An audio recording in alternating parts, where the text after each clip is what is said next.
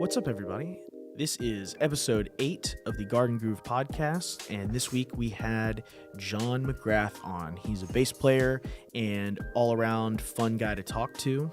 And how did you cross paths with him? So I crossed paths with Jon McGrath, like right when I first moved to town. We met up with the whole like pitch meeting crew, and if you live in Nashville, you likely know who the pitch meeting crew is. And Jon hangs out with them from time to time. He moved to Nashville with Tabs, who's an amazing piano player and singer-songwriter here in Nash.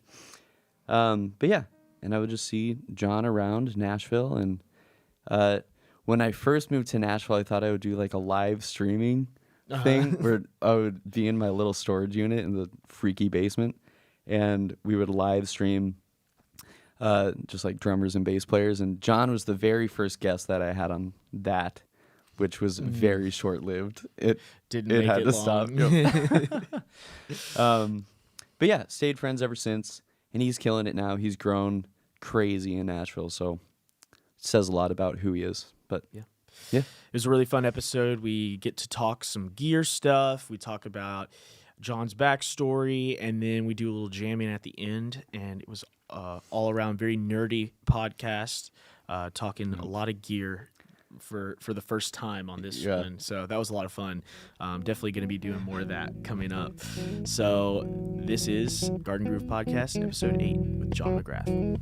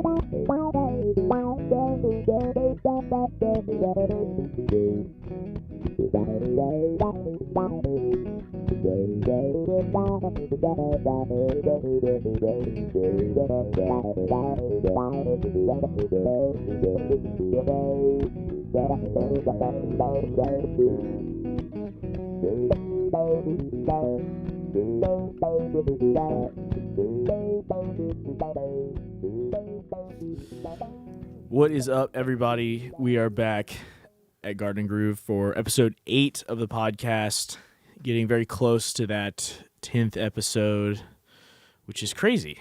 We could do a little fun. Yeah, episode man. testing. 10th episode, Palooza, something like that. We're here An today. entire festival. Yeah. It's 10 episodes in. We made it this far. We're having a festival. We're here with Jon McGrath, who is a bass player and is going to show us some really cool little tricks of the trade and maybe talk about some pedals, maybe talk about life and being a musician and being on the road. How's it going? It's going so good. How are you guys? We're good. We're good. We're really happy you're here. We're really excited. I'm so stoked. I've This been is- looking forward to this. This is our first bass player. I just have to say, we've been doing these jams, and I've been waiting for a bass player to come on because the first episode I played bass in the jam, Oh, cool. which is a little out of my comfort zone, but I can kind of it was great. make do. And then every episode since then, we've always had drummers on.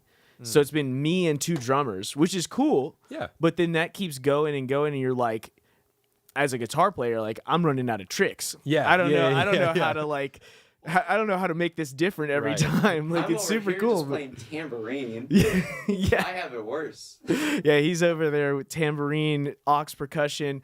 So we're just really excited.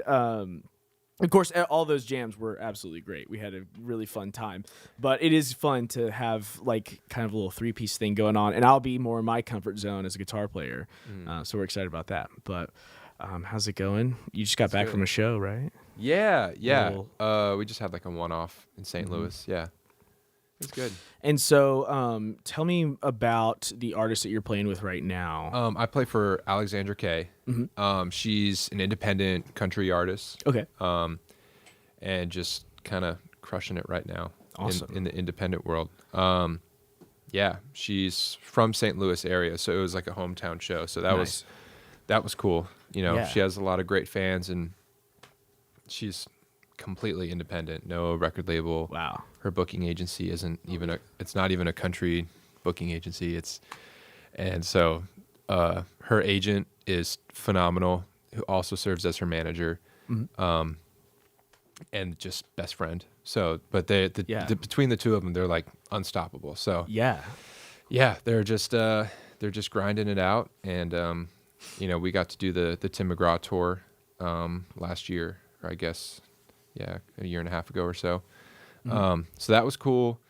And then from there, we've just been kind of working our way up. Started in really small clubs when we, after the Tim tour, started with her. And we were just, she was thrilled to just play for 200 people, 150 people, Yeah. And now we're playing much bigger rooms like that. And so That's cool. and it's cool to have gotten in at that level because, obviously we all want to play good music with good people. Yeah. But to see this artist you care for a lot, just like succeeding and hitting every That's like landmark That's that you need huge. to hit, and she got to play the Opry and everything, and it's just like boom, boom, boom. So Well, to be there for the growth of it too, like yeah, for you to be able to see the growth of it. yeah, Marshall Carlson, who we know, yeah, he's the guy I moved here with, Uh-huh. moved to Tennessee with. He and you seem like you both love to work with artists for the sake of seeing them grow. yeah, Like that's Yeah. kind of the whole point, like working with someone that has a similar vision and just like helping them see it out and help them work it out. Yeah. It's cool. It seems like the whole point. It's got to be cool. Yeah. To be a part of that tour. Sorry, real quick. Yeah.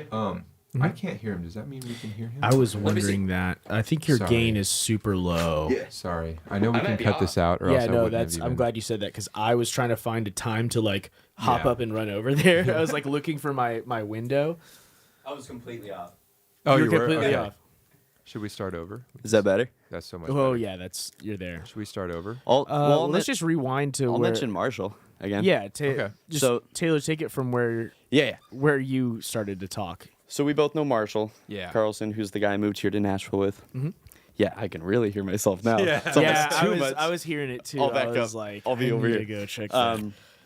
But so he moved to Nashville because he loves to work with artists so he can kind of help them see their vision through and help them work it all out. And it seems like you're doing something similar to that. Yeah. You're helping artists I mean- grow and I mean, AK, is kind of the first. Not really the first. When we started playing for her, things were really rolling, like doing the Tim tour and everything. Yeah. And Tracy Lawrence and Clay Walker and that kind of thing. That was all in the works. Yeah, that was kind of, and she needed a Nashville band, and she had been doing she had done her 4-hour shifts of covers kind of thing Right. back in like St. Yeah, Louis. So put in that time. she put in a decade of that time and, Right. and did her thing. Also, she has a whole history of like her other record deals that she's done, like as a demo artist and like other record. It's just a whole other thing. Yeah. So she's very experienced when it comes to like. navigating. Yeah, Yeah. she and also super business savvy. Like Yeah. already knows like what she wants, what her next step is. She knows 5 years from now. She knows, and Yeah, that's she's just hitting huge. these landmarks. But yeah, so when so Marshall, you guys moved here like shortly after I did. So me and Marshall think were pretty kind of close. getting in Yeah, at yeah. the same time. But yeah, so for the first like year and a half that I was here, I was working for really like kind of young artists who were kind of getting started, and they would play a lot of shows in town and maybe play like 5 of their songs at a songwriter night. Yeah, and right. I don't know. I liked that because you're helping them. I got to be the guy who books those songwriter nights. really? Yeah. So like Aaron, if you know. Yeah. Yeah. So he would recommend me to those people to be like, hey, if you need a bass player, ask John. And then so I was getting a lot of those. And I liked being able to work with them because it was sometimes their first full band show. Yep. So Yeah. people like at that kind of level, just like working their way up, or playing in some random bar in town, and it's really like, pretty like basic. Like you're just doing a little 30-minute set. You're doing, maybe an hour rehearsal, and you're having to tell these artists like, oh, hey, we could do this, and then they're like, oh, I've never even thought about that. That's Yeah, so sure. cool. Yeah. And so I love being able to bring like what's in their brain that they don't even know, what it could be. And then all of a sudden they're like, oh my gosh, this is the best night. This is what I've wanted my music to sound like. And I didn't know how to do it. And, and not just like me, but like the whole crew. Right. And I don't want to say like basics to sound bad, but like, I don't mean it in a bad way. I mean it like, we're not using tracks. We're not using, lighting. We're not having our sound guy. Like we're literally just showing up in somebody's living room, playing, and then being like, okay, this will work for Tuesday or whatever day it is, Yeah. Wednesday. Right. And you just kind of it sounds like make-a-wishy, but you're like making your dreams come true, but like for Yeah, me, that's that was the best because I was meeting new musicians every single week. And Yeah. I was getting, and I was, names get tossed around, as you guys know, and stuff. Yeah. And so, it was just cool. Is that how you met Amanda Kay? Alexandra. Mm-hmm. Is that how I met Alexandra? It is. Yeah, you could. I think I don't care can edit that. if you want to. I don't care. No. Yeah. No, it's not. That's actually Yeah. really weird. That we met on that Facebook page. Yep. Dude, I've heard bless about that it, page. yeah. You're Yep. not even on it yet. I'm not on it yet. I've just been told about it. I Horrible. need to get Yep. on there. Yep. I it gotta is. get on Dreams it. are made on the No pun intended. Yep. Dude, it is It is. I've yeah. heard great things. Yeah, I've gotten quite a few gigs out of it. I get gigs for like my friends out of it. If I see somebody, I need a photographer friends. I need a guitar player, player friends. Well, it's not like you'll post anything on there. There's a lot of photography stuff, but Sure. even people will post like, I need a bass player. Yeah. No one says anything bad on that page. No. It's all positive stuff. And awesome. it's people promoting themselves, but it's also a lot of people promoting other people Yeah. too, which I love. Yeah. That's the way it should be. Yes. So I literally so AK's manager was like, this was when AK was making the move, and they had been friends and working together for a while, and they knew all these tours were coming up. They were like, we need guitar, bass, drums, need to have these credentials, be able to travel internationally, all this stuff, whatever. And I was playing with other people, and I was like, I'm playing with other people, but it's not as busy as I'd like to be, because I wanted to be on the road. I wanted to be a road dog, just like going all the time. And so I was like, well, let me try auditioning for this girl, see what happens. And then I responded to the DM, and there was like 100 comments, and I was like, okay, well, I'm not going to get this, because any audition before that I had done that was like a formal audition, I didn't get it. It was always like, oh, we know this guy who's our friend, and we want to, we've worked with him before, and whatever. He's like the artist's sister's, like, I don't know, coffee shop guy. And it's like, boom, now he's got the gig. So, Yeah.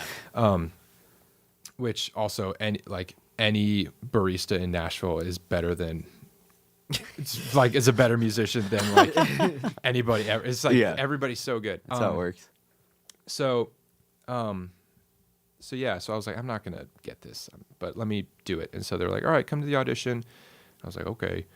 And then the one thing, if I could pass any sort of experience, little tidbit of info, is when they said I was going to audition, they were like, we'll just have you come in and play the parts, like the bass parts. I was like, okay, just by yourself. And I was like, oh, okay.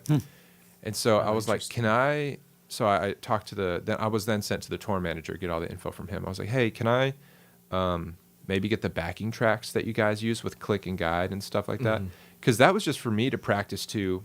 That way I knew the song. Anybody can play along with the song if you're listening to it. But if you have the backing tracks, you really kind of have to know, the song. Yeah, where your cues are. A little bit, a little bit more. So it's a little more empty, and there was click and stuff, so I knew when to at least start. But I was like, let me practice with that. And so I did that, and then I went in for the audition. I was like, I'm not going to get it. So I just went in sweatpants. Like I wore sweatpant joggers and a hoodie. And I brought in all my gear and all my stuff, and I was like, all right, I'm going to set up. And then they just had a floor wedge, and they just played the backing tracks, not even the song, like the backing track. And they were like, imagine you're playing in front of 20,000 people. And I was like, okay. In your sweatpants. I was like, Put on your 20,000 people face. And and I was like, okay, duh.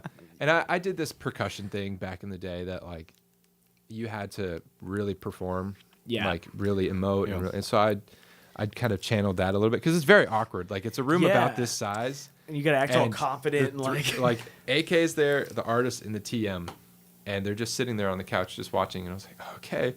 And so I was using whatever bass I had, and I was like pretending like I was playing and trying to really overdo it. Did you hit any like sick faces, like bass faces? Yeah, probably. Yeah, just like the stank face or ugly anything. ones. Yeah, Dude, all the basses, ugly ones. because guitar players have the stank yeah. faces. Everyone has their own like genre of there's face. There's the memes of John Mayer holding a slug, right?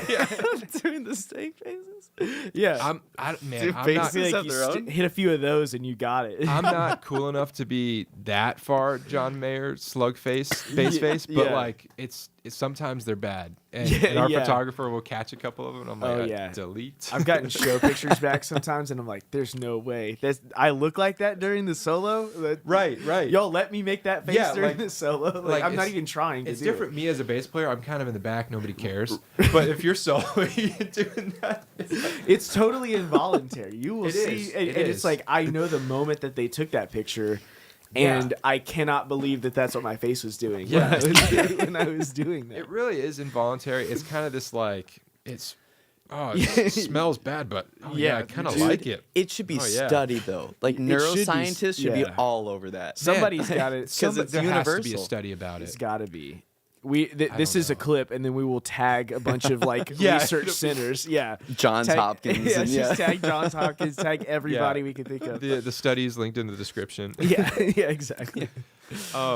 So I guess that worked for the audition, and I got asked to come back to do a full band audition. And I was under the impression that it was like they had put together bands, and they were going to be like, this is this one, your time slot's at 5 o'clock or whatever. Right. And so they were just doing different groups of people, and then maybe from there they would organize it and stuff. Oh, wow. I didn't know what was happening. They were just like, come back. That's I was like, wild. A week later, they're like, come back. I was like, okay. Actually, it was probably 2 years ago to the day we're recording this. Really? Yeah. Wow. So, Wow. and then, then I came back, and the two guys I was auditioning with, they were like, oh yeah, well, it's cool. You got that we all got the part. And I was like, oh, we did? Oh, cool. And this was like in between, and they were all talking or something. Mm-hmm. And then AK came over. She's like, all right, you got the part. And I was like, oh, cool. So cool, Nice. dude. Nice. I had And no it was idea. it was the three of y'all or four? Yeah, just the three of us. Yeah. So it's Rocco Beal on guitar, who I had met. We played for another artist. Well, I might have been on that gig. Yes. The Charlie gig. Yes, the Charlie gig. Yeah. Yeah. He's yeah, great. yeah. You're drumming on that So- gig? Yeah. Nice. Like one of like 3 shows I played here Right. was that gig. Yeah. It was a fun gig, man. It was. And It's a Rocco, cool spot. I just thought he was like a great rhythm guitarist because he came Yeah. in so prepared. He had like his iPad with the charts, and everything was super detailed. And I was like, okay, he's like MD material, and he's playing acoustic guitar, and it's great. We had another guy, Dave, playing guitar who shreds. Yeah. Yeah. And so I was just under that impression. But then I heard in the audition, I heard Rocco soloing. I was like, oh, wow. He's like, wow, this is great. He's cool. Like, this guy can I don't know shred. why I limited him at that time to just acoustic. It's just what you had but- heard. Yeah, probably. it's all Yeah. I'd known. Yeah. But Do I you was rem- like, wow, this guy's great. Do you remember that Charlie rehearsal? Like we showed up at Diamond Sound. Yeah. It's you, me, whatever the band. Yeah. And she's like, let's just run through the songs. We do one song. It's like, oh yeah, like that was good. Yeah. That was my first like Nashville experience. No Like, way. and first time playing with you too. It Yeah, was just that was like, the first time, yeah. oh yeah, that's what Nashville should be. Like, it should be played right the first time You just through. played, and it's there. Yeah, everybody Yeah. comes prepared. Everybody's tones are set. Yeah. You know, the only thing was that amazing to changes see. is based on the situation you're in. Like, once you get there, you know, like if my bass tone's like, oh, okay, we're doing this like slightly different than the record. Oh, okay, maybe I'll use a different bass, or maybe I'll put this tone on, or whatever. Yeah. Yeah. But it's like everybody comes in, it's just all the pieces fit. Yeah. was That's so the first cool. time I've ever really seen that in a rehearsal. Where Yeah. just like it works on the first try. Yeah. I don't know, so cool. I But had yeah. I was just gonna say I had a similar moment to that when I was interning for the first time. I was like 21, interning at this at Station West, which Okay, is yeah. like over in Berry Hill, right, kind of by Blackbird, and smaller studio. And I was interning in there, and they had this band come in that was. It's mostly a demo studio. They do a lot of demos, and they've got songwriters that work out of there, and then they send them out, to get placed. And so they have these bands come in with like the top session guys. Yeah. And those guys, like, you want to talk about dialed and nailing it Yeah. on the first try. Yeah. It's Yeah. crazy. I mean, I that was a real, like, going from the summer prior to that was like the first time I'd really dipped into learning how to record myself at all. Yeah. And then the next year, watching somebody do that, where you're just like, oh my God, I have so far to go, because they just nail it on the first take, and they're like, yeah, like bar 3 of the second half of the second verse, I could like punch that real quick. Yeah. And then they punch it, and then they're like, yeah, it's done. Yeah. That was always the dream. Like when I moved here, just to be with like musicians of that caliber. And Yeah. I'm from South Florida, and there's fantastic musicians in South Florida, right? Yeah, there's a great music scene down there. Yeah, it's cool. There's like a good bit of like beachy stuff, and there's some studios down there. And then as you go to Miami, there's a lot of like more Latin stuff. There's a lot of metal, right? Yeah, there is. There's like Big an metal, yeah. underground Beach- metal scene. Is it Yeah. beach metal? No, No, it's just like a straight lot up of metal yeah. guys are like based out of there. There's like Yeah. studios and bands. Between yeah. Orlando having It's like interesting. a slight pop punk scene, and then just like little pockets of metal all throughout Florida. So and then- Pockets of metal. pockets of metal, man. That's a Pockets band of name right metal. there. Yeah. Somebody take that. there's always like a couple metal clubs in in like every town, every Yeah. major town in Florida, like Lake Worth, and then like West Palm. There's a couple of them, and yeah, there's a good jazz scene because you have a lot of more experienced people who want to just kind of go to a fancy party and relax. Yeah. And maybe there's a nice, nice party band that's playing relaxed some jazz easy club. tunes. Yeah. Yeah, So for sure. it's just, and I was music. lucky I was able to do a lot of that. But coming to Nashville and then having that experience like with the Charlie gig and stuff, just everybody was there and just solid, good. Maybe we run it twice. If the artist's like, oh, can we do this here or whatever? It's like, okay, cool. Yeah. Great. So, yeah, it was fun. Yeah. Yeah. Can you talk about your van life, your truck life? Yeah. Because I think that's a cool story too. Yeah. Which led to Nashville. Yeah. Yeah. So I lived in my truck. I lived in my car thing. Right. So Yeah. before moving That's dedication. to Nashville, I moved to Nashville in summer of 2020. So like The worst time to move. yeah. Yeah. The absolute like the world is ending. Yeah. It's been over for 2 months at this point, and but my friend Tabitha Meeks is a fantastic piano player and vocalist. And so we were working together a lot in West Palm. I played in her female fronted folk band for years. Mona Lisa Tribe. Mona Lisa Tribe. So Yeah. good. That's cool. So I played with them for years and some of my closest friends, and it was so fun. And so we decided in like December, we're like, we're gonna move to Nashville. And I was like, okay, we're gonna do it. And so I had moved into my truck the October prior to that. Okay. So I was living in my truck basically from October-ish until COVID started in like March. Was it just for money reasons? Like you're saving A little money and bit, rent and just like a little bit. or just little like bit. experience the simplistic lifestyle of that and it just wasn't for the sake that. of doing Was it? it Or? philosophical? No, it wasn't philosophical at all. It was very basic. That's a scary time to be moving into your truck. Yeah. Yeah, that too. So I had moved. Yeah. I think right before that, I had moved back into my parents and was paying them rent and all that stuff. But they lived kind of far away, and I was like, you know what? I don't know if I want to live so far because I had to work in town and I had a whole bunch of part-time jobs. And this is in Florida, you're This is saying? in Florida. Yeah, I did so- marketing, I did gigs, I did AV, like really professional AV. I taught, I did a whole bunch of stuff, and I was like always having to go into town. I was like, it would just be nice. And so I was looking at places to move, and I was like, you know what? I'm not making enough money right now to afford it, but I don't want to live here anymore and pay rent. I was like, what if I just lived in my truck? And so for one of my jobs, I was able to park in a parking garage for free Yeah, as long as I wanted. That's awesome. And so I just set up my truck so that I had some clothes, I had all my gear. yeah. My two basses at the time, which was this Padula and like a P bass thing. And yeah, I just lived out of my Just did truck. it.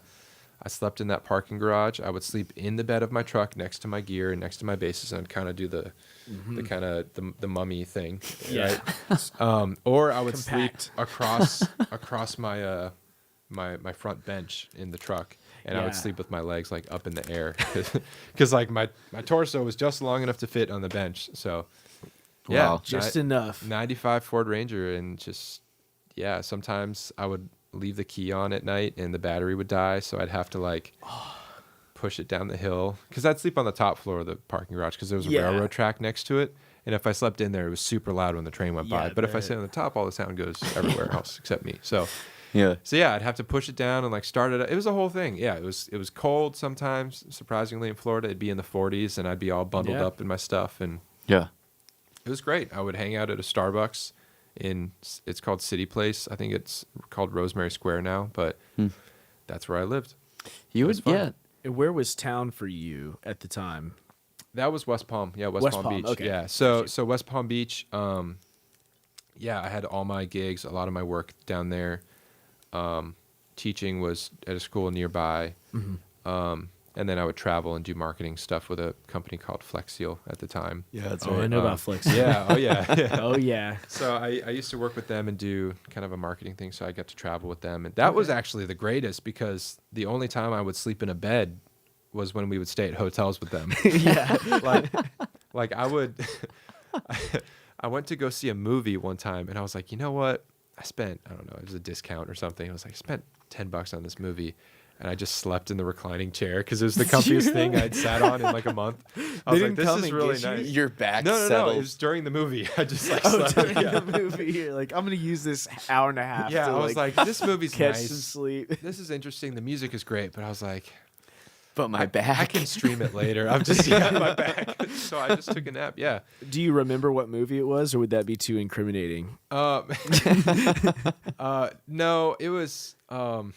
I was seeing it with some of the Mona Lisa Tribe girls. Yeah. I think it was Frozen 2. Nice. Yeah. I'm not ashamed. I was 24. I was That's like, okay. I'm gonna go see Frozen I'm not 2. judging. It's phenomenal music. It's a great movie. I went and saw Barbie this summer, so I did. Yeah. I did Barbenheimer. Oh, you I did the Barbenheimer. Yeah, I it just was a did, I fun just did like Barbie. little day activity.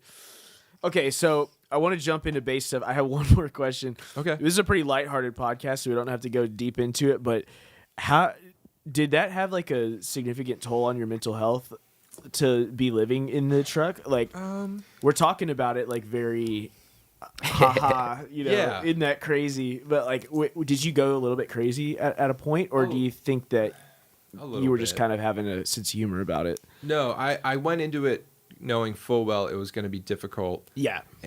But in my brain, I was like, I'm gone for 16 hours a day, pretty much every day. Right. Between all the stuff I had to do. So I was like, instead of just having to drive 30 to 45 minutes home every day, which, I know there's people who commute for hours a day, but like every single day and only getting like 6 hours of sleep every night. So I was just like, what if I just change it up? And honestly, it was tough because I never had like alone time. I had like this blow up air chair that I would put on the In the the bed. top or in the bed. Yeah. Yeah. And I would just take a nap on that. And that was my way to just like relax if I had a break in the middle of the day. Yeah. I'd hang out in Starbucks, but I was always around people and noise and stuff. So in that Yeah. way, it was a little bit weird, but I was always able to like distract myself. That's good. With Yeah. like people or, but there was Staying no busy. chilling on the couch watching TV. There was, I'm at Starbucks watching YouTube or, or I'm in the parking garage practicing and plugging into one of like an outlet that I found. Yeah. So, That's very interesting. That's not what I was expecting you to say. Yeah. I was expecting the opposite. What? I thought you were going to say like more isolating.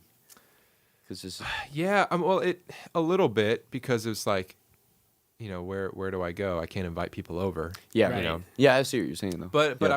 I would hang out with, I had friends because I could just text my friends. They all live downtown. So, hey, Right. do you want to hang out? Oh, okay, yeah, let's go. So Now you got that a was place to cool. hang out. Yeah, and I'd go watch a bunch of live music and stuff, but I was just so busy that I'm not sure I had time to really like let it affect me Yeah, too to be negatively. bothered about it. Yeah. Yeah, like there were bad days and stuff. There were days when it was like 30 degrees, which occasionally happens in Florida. Yeah, It'd be yeah. I'm 30 from degrees. Texas. We get. Oh, we yeah, had- okay, Yeah, we had a freeze that like. Yeah, the like, freeze. Yeah, fucked everything up. yeah, the freeze. Yeah, I know. Yeah. Yeah, the freeze. we know the happened. one you're talking Yeah, everybody knows about it. So yeah, totally understand. Yeah. yeah. It's just it was cool. I'm glad I did it. I don't regret it at all. It was. Yeah, I'm sure it you was learned great. a lot of valuable lessons. Oh, Probably yeah. learned the value of $1 a little bit better. And Oh yeah, and I really did save a lot of money. I'm sure you did. I'm sure you saved And it honestly, it hell of worked a lot out of money. perfect because I started that in October, and then we decided in December to move to Nashville. So Yeah. I was just saving up money, and I was like, well, at least now I have a reason to. Yeah. How long was it all in all? About 6 months. 6 so months, okay. so in like March-ish, Okay. I went actually and stayed with my parents for a month or two, and then moved to Nashville. Gotcha. It actually worked out. My mom had like a surgery, and I was helping kind of take care of her Yeah. a little bit, and it was also COVID, so Yeah, there was reasons to be around there. Yeah. there's reasons to be home. I was helping out around the house a little bit.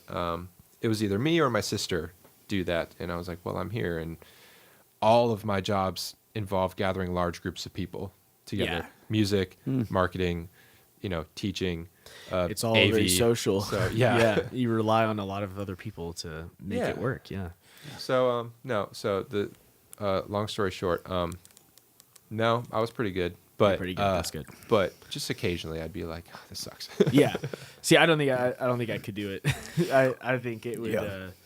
I think that's really cool though that you like. I couldn't do it now. No, I'm married now. Yeah, I'm yeah. Yeah, it's definitely different. domesticated now. I Yeah, can't. yeah. I can't. Even takes- if I like, if I wasn't married or whatever, and I tried to do it now, I wouldn't be able to do it. Yeah. You know? I remember we went climbing Yeah, a long time ago. a long time ago. Maybe 2 years ago or something. Yeah.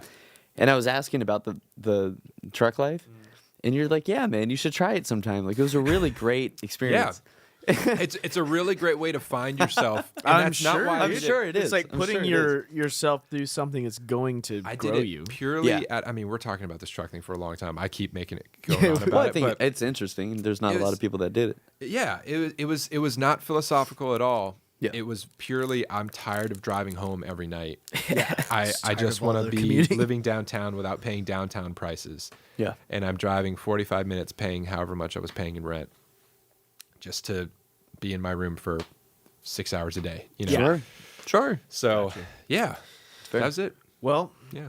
I let's think it's start talking interesting. about some gear. Yeah, Gear. nerd out. Let's talk. I want to get into this pedal board, Yeah. but let's start with you've brought 2 basses to us today. I brought 2. And I've refrained from asking you anything about them so that we can talk about them right now. I walked in, I was like, wow, this guy really doesn't like my bass guitar choice. Yeah, I today. know. just kidding. I was really holding back. Let's talk about the 5-string first. That was the Okay. first one you were playing. Yeah. What brand? What are we looking at? This is my 5-string PJ setup, El Dorado. It's just a J body. Okay. But El Dorado from Bluesman Vintage, which is a local bass builder. John Scott over there builds like fantastic kind of Fender-shaped Fender-esque. objects, kind of Yeah. replicas that are like road worn and Sure. or not if you don't want it road worn. And so I chose every piece of wood on this thing. Oh, I very chose. cool. I was like, I want this one for the body, and then he was like, cool, and then he cut it. Wow. So this is a kind of a custom from It's very scratch. custom. Yeah. Yeah. You know, I mean, there's nothing. I saw the name in your Instagram bio. Yeah. Are you?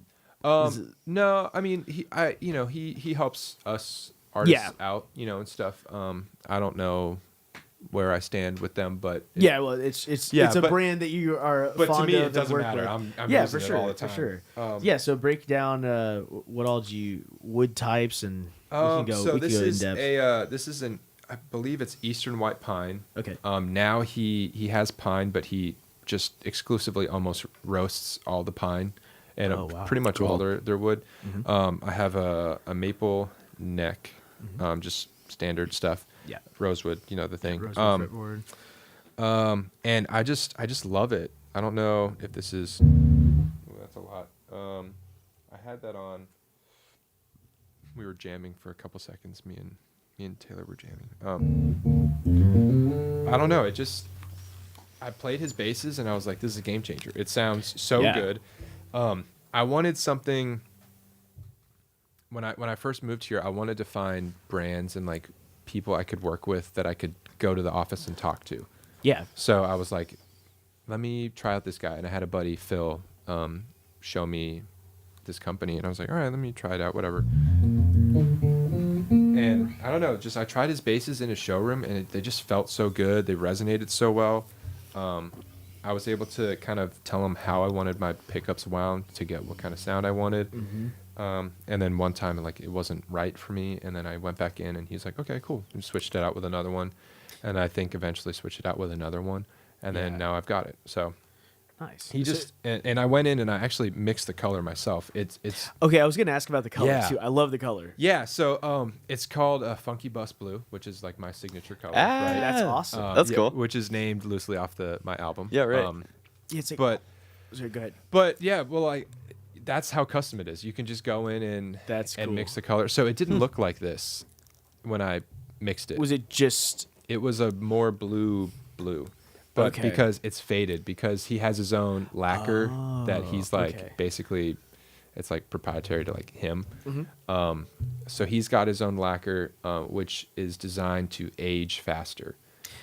So Okay. I've had this thing for not even 2 years, and it was a much Wow. more blue. You can see it on my Instagram from 2 years ago. You can see how pure, like rich and saturated it was. And this has really become more of like a blue-green kind Right. of gray.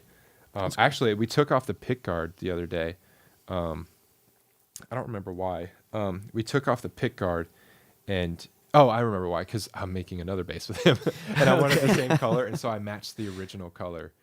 Okay, Yeah, cool. so I'm gonna do that one with with a poly finish, so it won't fade as much. I don't mind that this one faded, but Yeah. my next one I was like, it might as well stay the same. Is there kind of is it gonna keep fading at the same rate, you think, or do you think there'll be kind of a bottoming out where it'll kind of stay at a certain shade? I think it's kind of bottomed out Yeah. at this point. It's definitely so. I left it in the van on a road date one time, and it dropped to like almost freezing temperatures or freezing or something. And so Yeah. I don't know if you can tell, but it's got this cool checking. Oh on the yeah, I back. can and see this that. is from my wireless pack, so that Scraping but it. Yeah. scraping it, yeah. And I don't care that it gets. That's kind of cool. I mean, trashed. it's road worn is the word Oh, yeah. for it. You know, And it was So- it was clean when I got it. yeah. It was clean, and I did this the first day. Oh really? Yeah, I was reaching something on my desk, and it like wedged out from my arm, and yeah. right on the corner, and I was like, "It's okay. It's just stories. designed- It's supposed to age. It's designed to age." I was a Yeah. little bit. I was like, "Oh no," but yeah, I love it. It sounds good. I use it with AK Okay. all the time. It definitely has like that P bass thing, and then it has a little bit more articulation. I feel like, or Yeah. a little more mid range punch. Yes, than- that's what I liked. Yeah. So it's got that kind of low mid range. That's helped a little bit with the tone hammer. Okay. So I've got Definitely a get tone into hammer that, too. amp, but on my pedal board, I've got the tone hammer pedal as well.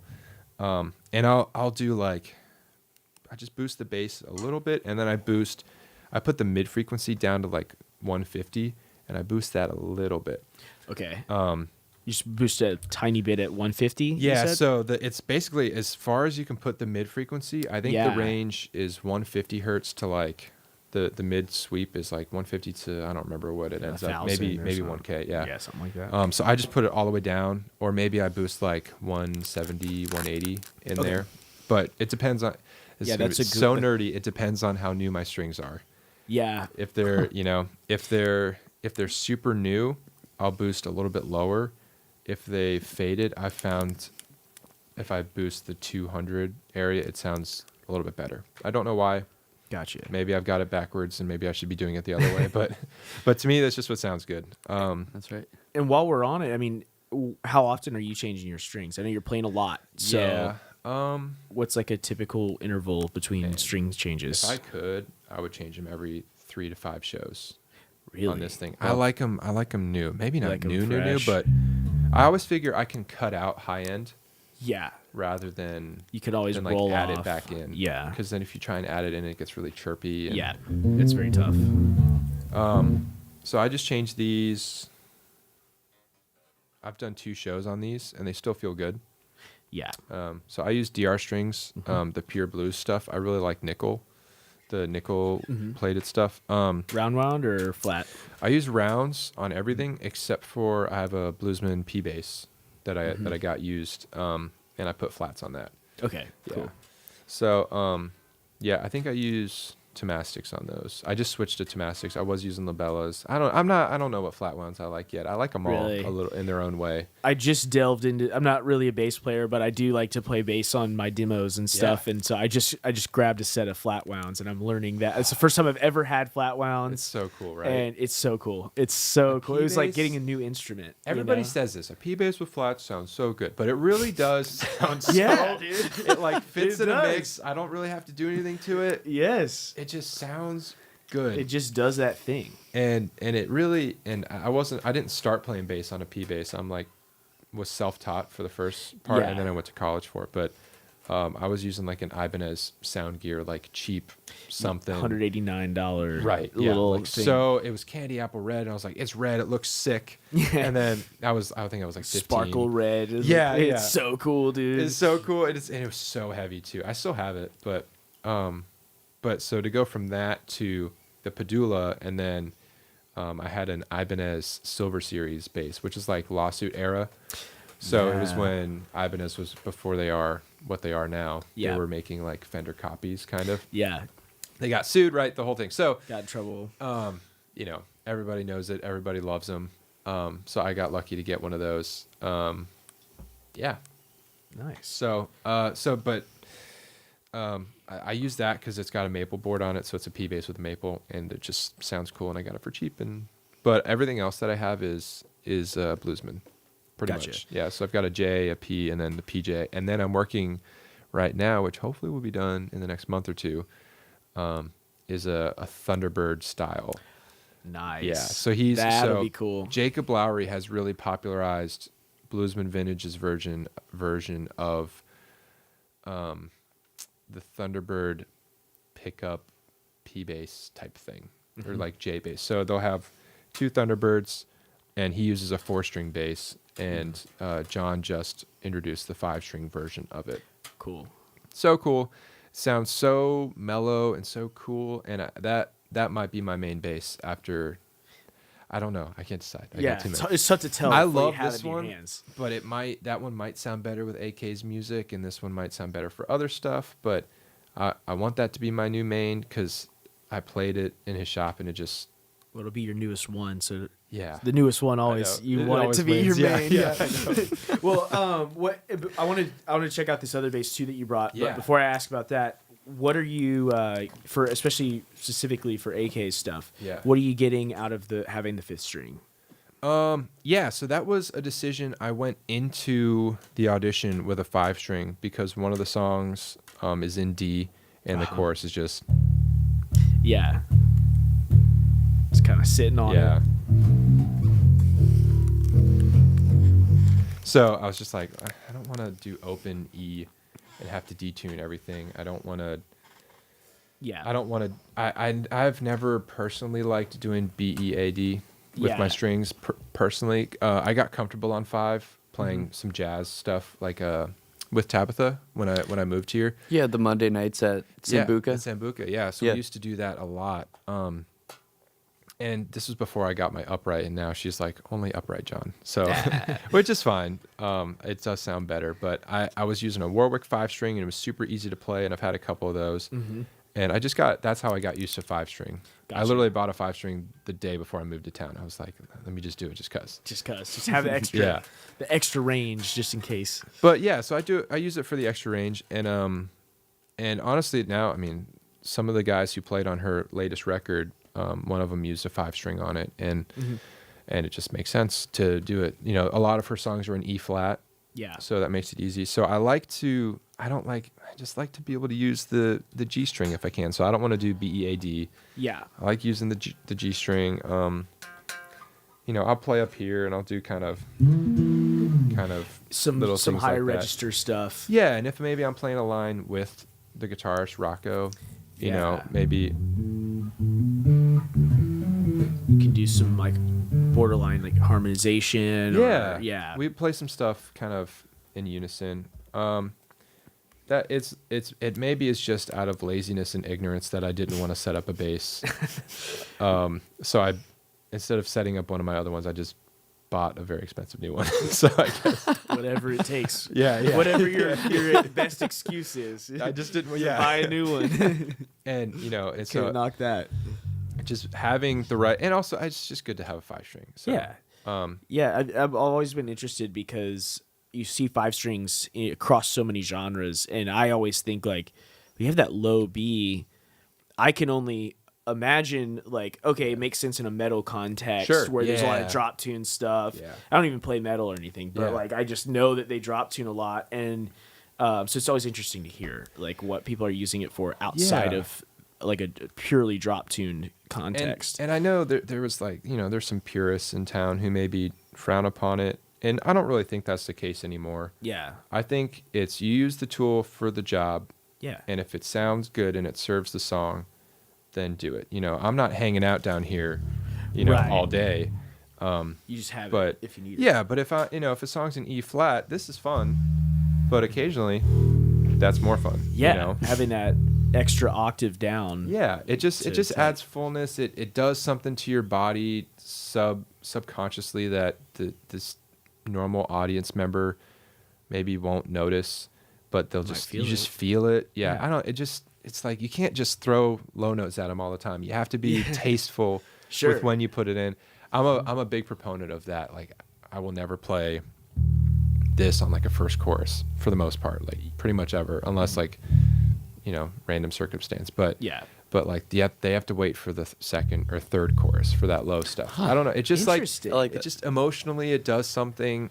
And maybe I'm just talking a bunch of woo-woo nonsense. No, I think maybe there's I lived in my something to truck that. too long, but I just am a big believer on like it's like they haven't earned the low note yet, you know? Yeah, and there's like So- the anticipation, just waiting for like, Yeah. when's the bass gonna drop? Yeah. Type thing. You know, there's 3 choruses in a song. right. You know, by Yeah. the third chorus, Something's got to be a little you different. gotta do something to Yes. like keep them engaged. Yes. You know.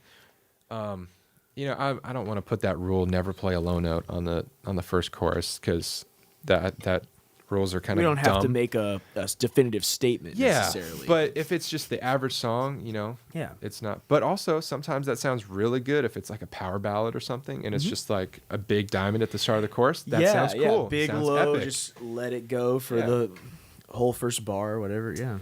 I don't know.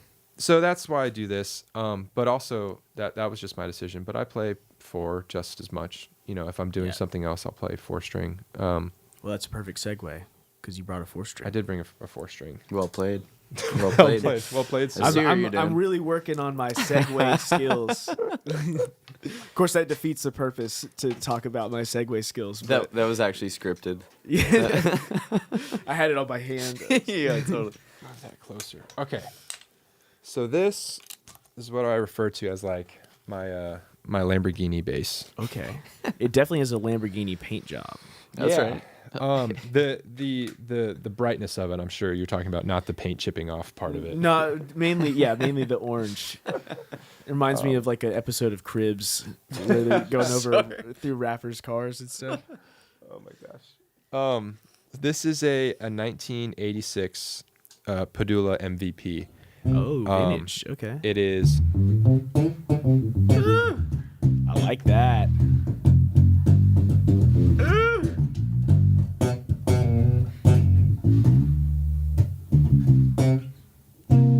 So That's great. so easy to play. It is so fun to play. When I first started playing bass, I was probably 14 or 15, just messing around.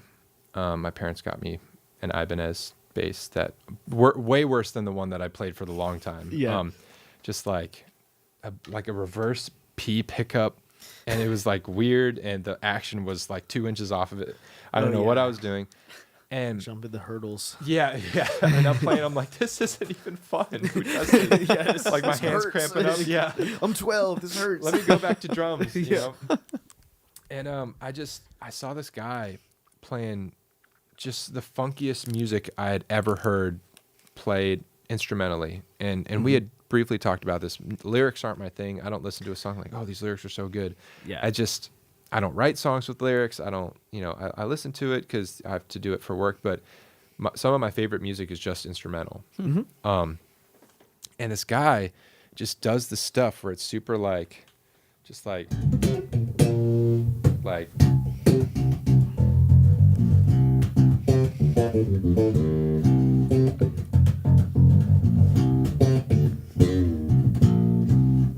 I don't know. Yeah, that's Kinda- awesome. Kind of like just As warm soon it as you up, but picked that thing up, I was like, "That's the funk machine." It man. is. The second you started playing, I was like, "This is the funk machine." it's so right here. good. This guy named Doug Johns, man, he just is like, in my opinion, the most. I don't know how to say this the right way. He is the most like underrated bass player. In my opinion, he is so like, the stuff that he plays is so good and so pocket and so funky, and like I don't know if he gigs, maybe that's his own thing, but I don't know. Bass Musician Magazine acknowledges him, and that's Yeah. cool, but not enough people know about him. Did he play that's with my thing. anybody like super notable, or was Not- he kind of a solo? Not that guy? I know. No, it was like his solo stuff. Okay, Yeah, and so it gotcha. was just a lot of that kind of funky stuff, kind of Yeah. like, just I don't know. I'm kind of not playing anything he plays, but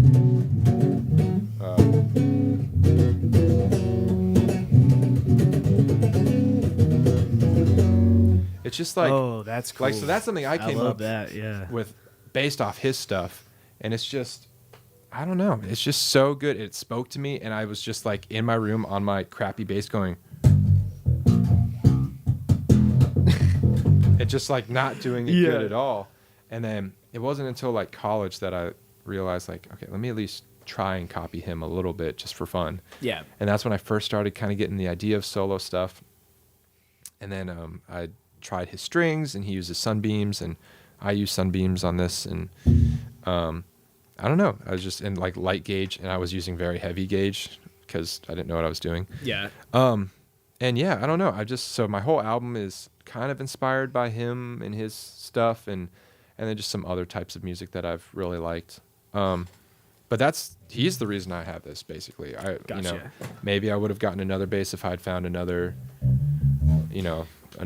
artist who spoke to me the way he does. But there's other basses I'd love to have. But And when did you get that one?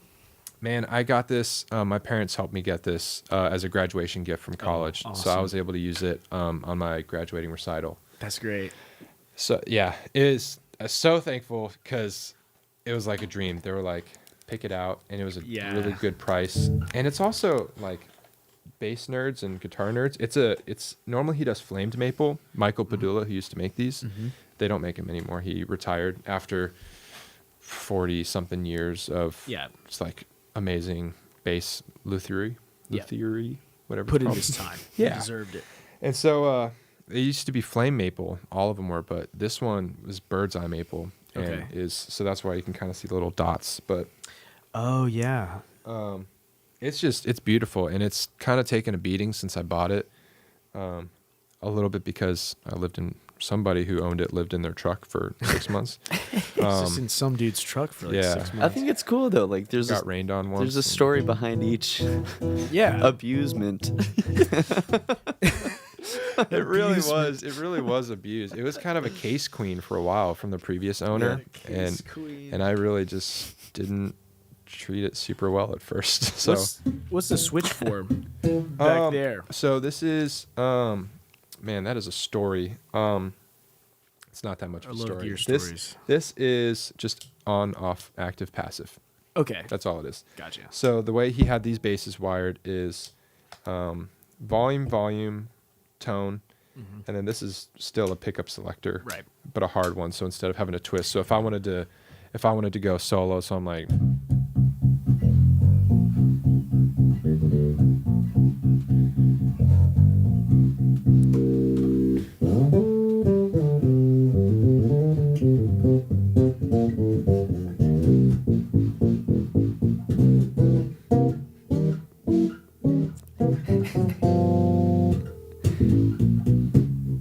Switch back, whatever it is. Yeah. So I don't know why he has it that way. Instead of having to turn a knob and then change your tone if you want, that's just how I use it. I just flip to whatever pickup I want to use and then adjust the tone based on whatever song or however I want my solo to sound. Yeah. Sometimes it can be really bright.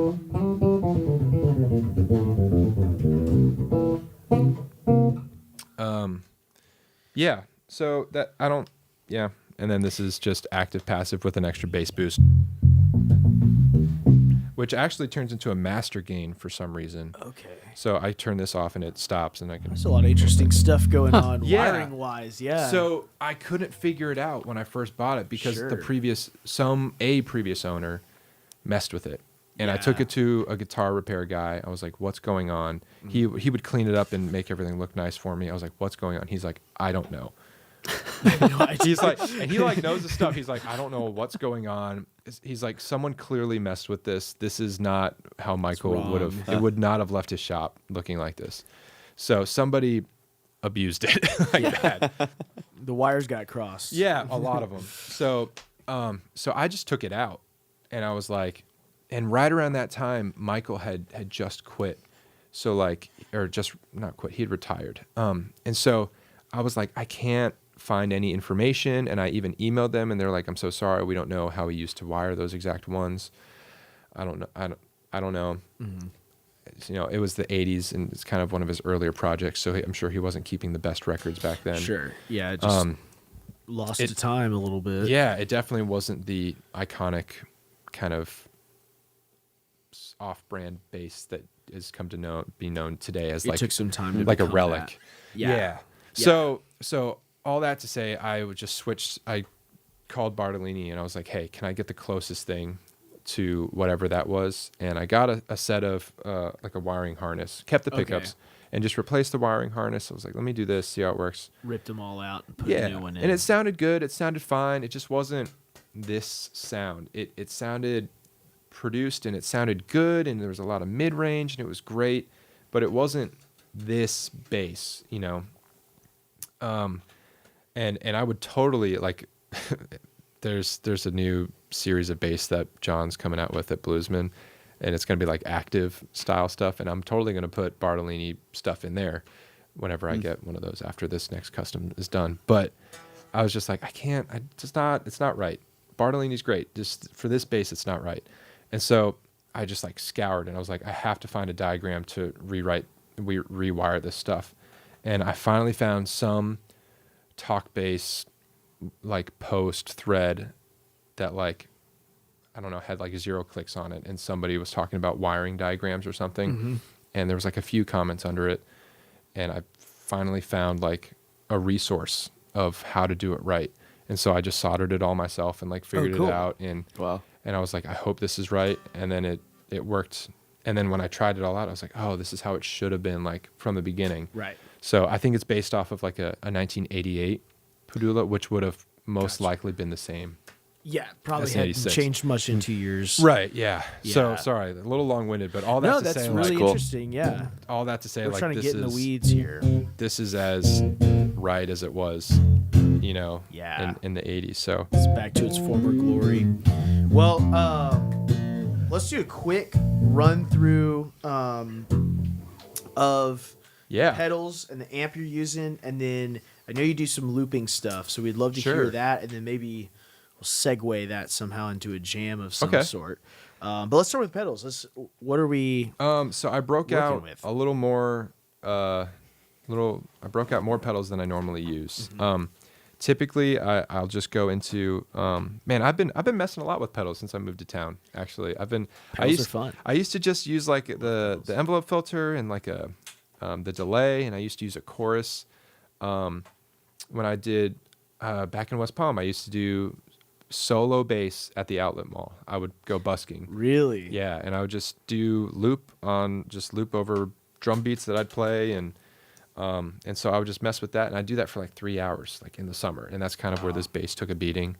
But I used to mess with those kinds of funky effects, and then I moved to town, and I was like, all right, I need to control it, be more of a sideman kind of thing, sure. and I found a new love for being a sideman as well. But I guess more so now than anything else. But right now I'm in love with the TLC compressor from Aguilar. I don't know why I stopped using it, and I tried to get one of the Origin Effects Cali compact bass. Yeah. And it sounds so good. It just didn't sound great with this particular Bluesman. It wasn't like what I liked. Gotcha. The compressor took away some of the low end that I really enjoyed. Yeah. Even with the high pass like filter adjustment to allow like what gets compressed and the whole thing. Yeah, yeah. And it just wasn't there. So I've recently switched back to the TLC compressor, and I'm just like, why did I ever change? And I'm still going to hold on to the other one, but for right now, I'm just going to use this. This compresses, and I use it more of a sustain than anything, but it's still every other compressor cuts out the low end, and I'm like, I want to feel it, you know? And so I was always trying to compensate with the preamp thing with my DI box. Oh, trying to add some like back add or some more something. bass, Yeah. and it just wasn't the same. And That's the thing with compression and bass is it's like bass has such a wide dynamic range. You kind of need compression just to keep it tame. Sure, yeah. But then at the same time, the loudest part of it is the bass. And so the compressor's going to react to that the most, harshly compared to everything else. It's been a frustrating It's journey, a battle. I'll tell you. Yeah, for sure. It's a battle. So I fight in the mixing side of things too. Yes. So Yeah. it's a always going battle. So I didn't know what to do, so I just put this back on, and I'm glad I working. did. Nice. I took it off for some reason. I think it was just I was like trying to be like one of the cool kids and use it, but I just Yeah. so much use what better. And there's works. nothing wrong with it at all. Just I don't know. I was just like wanting to experiment. Sure. I have the protein from Brown Amplification for my drive. I just got this a few weeks ago, and I love it. It is everything, like options that I want in a drive pedal, and it just sounds so cool. There's the green side, which kind of,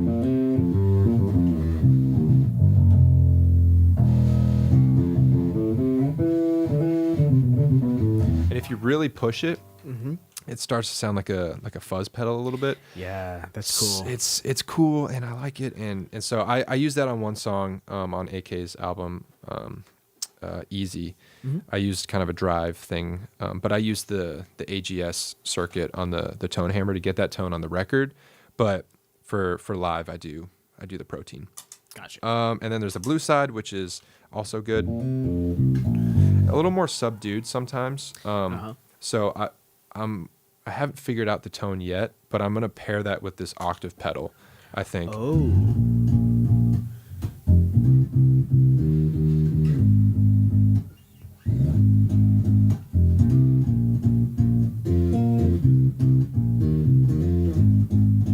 And That's cool. Those I like settings that. aren't exactly how I have my settings live. They got adjusted in the case, but same much. And then for fun, I have the envelope filter.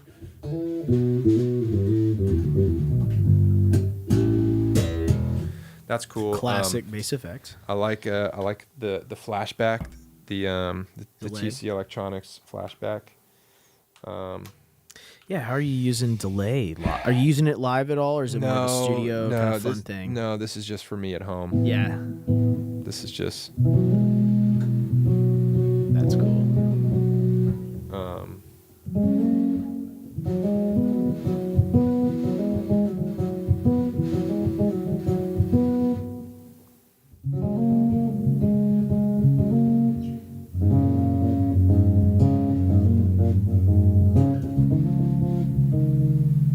I don't know. That's cool. I just think it's so pretty, and I think when you really just put the mid range of the bass through, you'll hear a lot of like contemporary jazz guys, the Yannick Guizdalas, the Hadrian Ferodes, kind of. They kind of will put on a slight delay. Moto Fukushima from, I don't know, I'm probably butchering his last name. From House of Waters. Okay. He plays like this really awesome 6-string. Oh, cool. And it's just so, it just sounds like a waterfall. It's so Yeah. I think using ambient effects on bass is something that's kind of underutilized, and when it is utilized in a good context or like tastefully, and not in a way that like over muddies things or whatever, it's so cool to me. It's so cool to make a bass work with something ambient at the same time, because they're both kind of filling out space in many ways. And so when you can get them to work, like, cohabitate the same kind of area in the mix is very cool. I wish that worked in country a little bit. It probably doesn't really work in country. Start out a song going. Yeah. This is a little out of tune, but that would be so cool. after the delay is typically at the end is my Aguilar tone hammer Preamp pedal. DI thing. Okay. And I use that everywhere. I call it the magic juice box. Yeah. And I treat it like a kindergartner would treat an actual juice box. You don't leave home without it. And I use it on the Padula stuff. I use it on every AK show, every studio session. At my upright gigs, I use it on that. I'll use different settings, but it's like everything just gets colored, like the tone gets colored very nicely by it. It's a boost without it being harsh, and it doesn't add bad things. Aguilar in general doesn't add bad things. Yeah. Only good things. Yeah. Let me represent your company. Aguilar doesn't add bad things. So let's keep that theme going here. You're running. There's a looper, which we'll get to, but you're running from there into an actual Aguilar amp. Into actual Aguilar amp. Yeah. So tell me, what are you doing when you're running it in this configuration where you have both pedals? Yes. Or, I mean, sorry, the pedal and the amp. What are you getting out of each one? Which one is it just kind of the amp is just being an amp for you? The amp is just being an amp. You know, I don't know. I just tried sounds it good. and I was like, this sounds good. Are you doing anything in particular with the EQ, or are you kind of letting the preamp pedal handle that? You know, actually, I let the preamp pedal handle that. Okay. And I actually take when I'm on stage, I take my signal out of the pedal. Right. I did experiment. DI to front of house and- Yeah, to get it front of house. I did experiment with the amp on one show, and I really did like that sound. Yeah. But it wasn't in a controlled context. It was something about the pedal board wasn't working. Like they gave me dirty power or something. So is your whole stage volume coming from monitors or in-ears? So we use in-ears. In-ears, okay. Yeah, and then I have 2 SL112s Okay. in this kind of bossa blue color. Mhm. I like blue. It's just It's a cool. theme. Yeah. I like that. I like So that you know, color. my buddy Rocco got me this very nice tempo board pedal board because I was using one I made out of scrap wood. Yeah. So it was time. Yeah, it definitely was. It was time to was, get I something was more putting official. it together with zip ties and flex glue. Yeah. So, but yeah, I've got 2 of these. They were limited edition in 2016, Oh, and I cool. love it. And then I love the amp. It just sounds great, and it doesn't add anything bad. Doesn't make things sound bad. So Aguilar doesn't add anything bad. Feel free to take that. I just I don't know. I had some other stuff, and I was like, this is cool and all. And then a lot of bassists that I kind of looked up to tonally, the Yannick Wisdalas, in town, Tully Kennedy's using Aguilar. Yeah. And that's loosely how I based the Bluesman off of, was kind of his PJ Sadowski thing. Okay. And I was like, well, if I'm in town, I want to use local brands. Let me try and do this, but do a passive version of it. Mm-hmm. Yeah. But yeah, so I don't know why I use the pedal and the amp. I think it's so I can come out of the pedal, because I don't like having cables pulling on stuff. Yeah. You know, I'll have the cable going up here, but I secure it when I'm Yeah. on stage. I just, something about me being an old AV guy, I just like to not have tension on cables. I'm with you there. Yeah, there's no tonal secret. I just liked it, and it's honestly, if it's so dumb. If that, I don't know. It's just like That's okay. It doesn't have to be contingency plans. It doesn't have I don't to know. be a top secret sauce kind of thing. There's it could just be what secret works. sauce. It's just that's what it is. I can see it clear here, and then I'll adjust my stage volume here. I know there's a post and a pre-EQ direct out on here, but I don't know. That's just how I do it. how I you don't do know. it. Maybe I'm doing it wrong. Aguilar, let me know if I'm doing it wrong. But somebody, Dave, let me know You if get a I'm doing cease it and wrong. desist. You're doing it wrong. You're doing Yeah. it so wrong. Dale. Cool. I'm gonna interject into podcast world here and say that I need to pee really fast. Boop. Yeah. Like when Dan was on, Dan's like a perfect example of that. He's always doing like coffee with people, and Yes. he's not letting it come to him because it doesn't work that way. He goes to it. He puts on events with his podcast that builds community. He does all that. Yeah. It takes work, And but you it's just- like it's you fun. just have to, I don't know, like letting people know you exist too. Yeah. Touch points. That's how it works. Yeah. Should we play? Yeah. Sing? Yeah.